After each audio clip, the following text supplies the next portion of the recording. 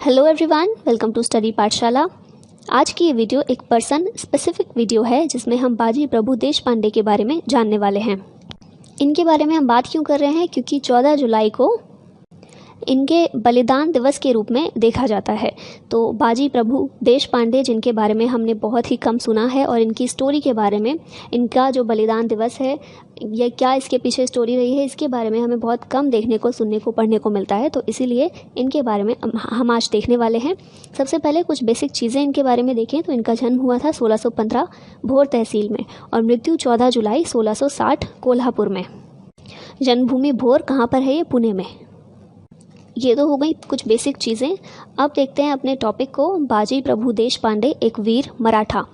अपने साम्राज्य को बचाने के लिए मराठों ने जिस देशभक्ति की भावना के साथ संघर्ष किया था वह आज भी अतुलनीय है।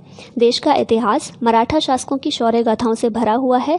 इन्हीं कुछ वीर मराठाओं में से एक थे बाजी प्रभु देशपांडे, जिन्होंने वीर शिवाजी महाराज के प्राणों की रक्षा के लिए अपने प्राणों की परवाह नहीं की थी और अकेले की हजारों सैनिकों की टुकड़ी से भिड़ते हुए वीर गति को प्राप्त हुए थे। इनके जीवन परिचय को देखें तो बाजी प्रभु देशपांडे उम्र में वीर शिवाजी महाराज से करीब 15 वर्ष बड़े माने जाते हैं। उनका जन्म काल 1615 माना जाता है। बाजी प्रभु देशपांडे की रगों में बचपन से ही अपनी जन्मभूमि को विदेशी आक्रांताओं से मुक्ति दिलाने की भावना प्रबल थी। वो किसी भी हाल में देश से मुगलों को वापस भेजना चाहते थे। उस वक्त मुगलों से बराबर की टक्कर शिवाजी महाराज लिया करते थे। बाजी प्रभु देशपांडे की शौर्य और वीरता को देखते हुए शिवाजी महाराज उनको अपनी सेना में काफ़ी अहम मानते थे और बाजी प्रभु देशपांडे भी हमेशा ही शिवाजी महाराज की सुरक्षा के लिए हर तरह से तैयार रहते थे। अब देखते हैं कि किस प्रकार बाजी प्रभु देशपांडे ने अफजल खान को शिकस्त देने में मदद की। तो बाजी प्रभु देशपांडे एक वीर और साहसिक योद्धा होने के साथ साथ एक जिम्मेदार व्यक्ति भी थे। तभी वीर शिवाजी ने उन्हें अपनी सेना की दक्षिणी कमान की देखरेख का जिम्मा दिया था। वर्तमान में यह इलाका कोल्हापुर के नाम से जाना जाता है। बाजी प्रभु देशपांडे हमेशा ही शिवाजी की हर समस्या का समाधान ढूंढने के लिए तत्पर रहते थे। जब आदिल शाह के सारे सरदार शिवाजी महाराज को हराने में असफल हुए, तब शिवाजी महाराज को हराने की जिम्मेदारी अफजल खान ने अपने कंधों पर ले ली। अफजल खान ने इससे पहले मुगलों के शहजादे औरंगजेब को हराया था। आदिल शाह के सरदार अफजल खान ने वीर शिवाजी महाराज को युद्ध के लिए ललकारा। हम सभी जानते हैं शिवाजी महाराज का युद्ध कौशल किसी से छुपा नहीं था। युद्ध के पूर्व शिवाजी महाराज अफजल खान से युद्ध करने की तैयारी में व्यस्त थे। तभी वहां पर बाजी प्रमुख देशपांडे पहुंचे। तब शिवाजी महाराज ने उनसे कहा कि वह किसी ऐसे योद्धा की तलाश में हैं जो अफजल खान की तरह ही बलिष्ठ, लंबा और मजबूत हो। बस शिवाजी महाराज की यह इच्छा जानकर बाजी प्रभु देशपांडे कुछ मजबूत, लंबे और बलिष्ठ मराठाओं की एक टोली लेकर आ गए। उसके बाद शिवाजी महाराज ने उन लोगों के साथ युद्धाभ्यास किया। इसके बाद जब युद्ध भूमि में शिवाजी महाराज उतरे तो वहां अफजल खान को मौत के घाट उतारने में उनको किसी भी तरह की दिक्कत नहीं आई।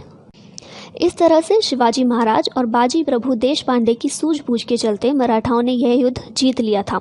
बाजी प्रभु देशपांडे की ऐसी ही कई और शौर्य गाथाएं हैं जो इतिहास के पन्नों में कहीं खो सी गई हैं। इसके बाद अब जानते हैं पन्हाला किले का भीषण युद्ध के बारे में। शिवाजी महाराज और उनकी मराठा सेना छापामार युद्ध कौशल में महारत हासिल कर चुकी थी। छापामार युद्ध को गनिमी कावा भी कहते हैं। उनकी सेना अपने युद्ध में पहाड़ियों, घाटियों का बहुत अच्छा उपयोग किया करती थी, जिसके चलते उन्होंने आदिल शाह और मुगल शासकों को धूल चटाई थी। लेकिन मुगल शासक भी हर वक्त बस इसी इंतज़ार में रहते थे कि कब उनको एक ऐसा मौका मिले जहां से वे शिवाजी महाराज के ऊपर दबाव बना सके और उन्हें पकड़ सके।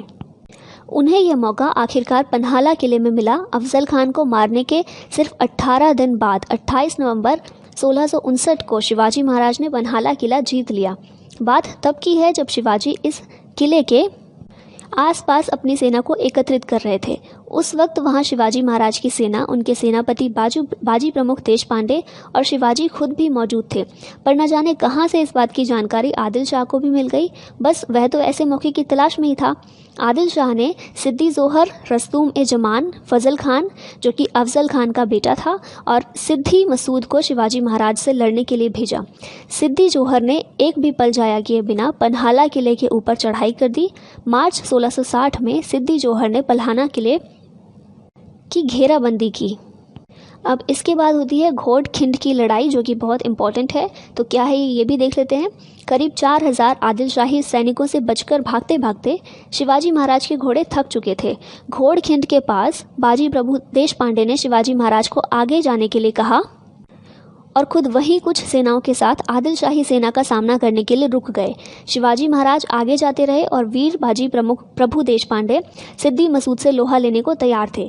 बाजी प्रभु देशपांडे के साथ उनके भाई फुलाजी देशपांडे, संभाजी जाधव, महाजी बांदल, राघोजी जाधव, गंगोजी महार और मोरे जैसे बड़े सरदार थे।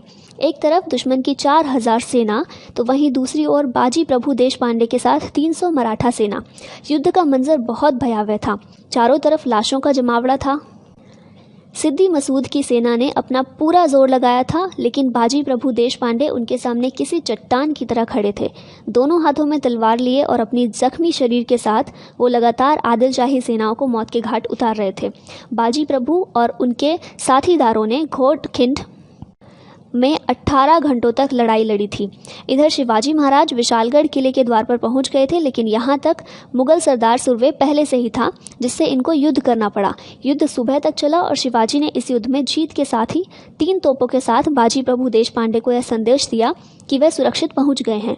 इस बीच सुबह तक बाजी प्रभु देशपांडे का शरीर तलवार भालों के प्रहार से जख्मी हो चला था और उनकी बस आखिरी सांसें चल रही थीं। 3 तोपों की इस आवाज़ को सुनकर बाजी प्रभु देशपांडे के चेहरे पर गर्व भरी मुस्कान आई और इसके बाद वह इस धरा से विदा हो गए और इस तरह एक वीर को वीरगति मिली। तो ये थी बाजी प्रभु देशपांडे के बलिदान की गाथा। और एक और इम्पॉर्टेंट चीज़ जो आप लोगों के याद रखने लायक है, बाजी प्रभु देशपांडे और उनके 300 सेना के बलिदान से घोड़खिंड पावन हो गई थी, इसलिए घोड़खिंड का नाम पावनखिंड रखा गया। तो इस प्रकार से बाजी प्रभु देशपांडे जी की ये कहानी यहीं पर समाप्त होती है। आई होप कि आपको कुछ नया जानने को मिला होगा। वीडियो कैसा लगा कमेंट बॉक्स में ज़रूर बताइएगा और अगर पसंद आया तो लाइक एंड शेयर भी ज़रूर कीजिएगा। और अगर अभी तक आपने चैनल को सब्सक्राइब नहीं किया है तो प्लीज़ कर दीजिए। Thank you very much for watching this. जय हिंद।